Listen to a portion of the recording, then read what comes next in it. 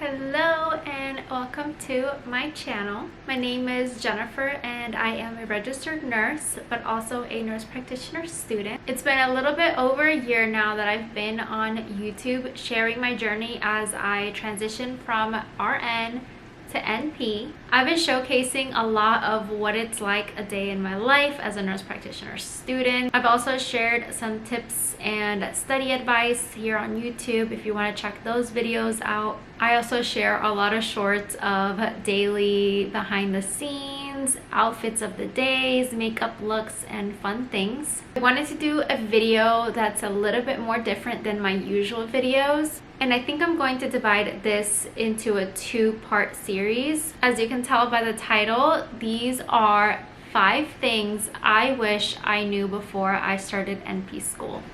I have on my notes app a quick list of things that I brainstormed on what I wish I knew when I started NP school. Number 1 on that list is self-teaching. I didn't realize how much self-teaching I would be doing. Now, all programs are definitely different. For mine, I am very grateful that there are some in-person clinical skills as well as recorded lectures, and some classes even require weekly or bi-weekly mandatory lectures. Like I said, most programs are different. Some are in person, some are completely virtual, and some are hybrid. The program that I'm in is hybrid. Regardless on the lectured material, there is a lot of reading and a lot of info that you just have to do your own work. Really, the lectures are just there to guide you on what information you need to focus on. Number 2 on my list is relearning time management. Back when I was in nursing school, I was just a server. I worked part-time and my hours were very short. Most of my shifts were between 4 to 6 hours. So I really had a lot of flexibility while I was in nursing school. Now, being in a master's program, it's a whole different ballgame on how you're gonna manage your time.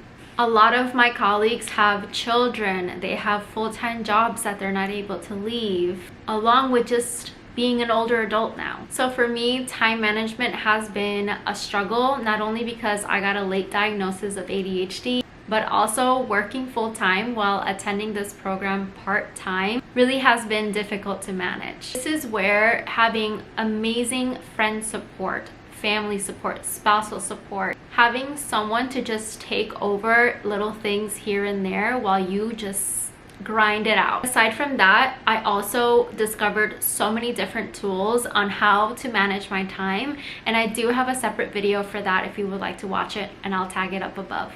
Next on the list, number 3, imposter syndrome is so real. At the very beginning of the program, I didn't really feel imposter syndrome as much, but as we kept moving forward and going into more clinical reasoning, clinical judgment, and actually coming up with diagnoses, learning medications, learning how to prescribe these medications, and things to look out for, what are the contraindications, and just so many things were piling up and up and up, and it just feels like so much. Now, the program that I chose is definitely preparing us the best that they can, but really it comes down to the way that you study. All the material that we learn is not to learn to memorize so you can ace the exam, but it's to learn to be able to apply in a real life situation and be able to provide the best, safest care to our patients. But I have to remind myself, I'm still new at this.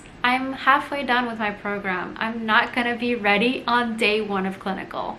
The best way to approach it is just to take it one small step at a time. It's a good thing that we're gonna be with preceptors and we have a shoulder to lean on. Ultimately, you're not doing it all by yourself while you're in clinicals, but you are learning how to assess, how to interview the patient, how to come up with plans and differentials, and learn all the types of orders for specific diseases and processes, learn which medications will be best for these patients. Another tactic is being able to know how to use your resources.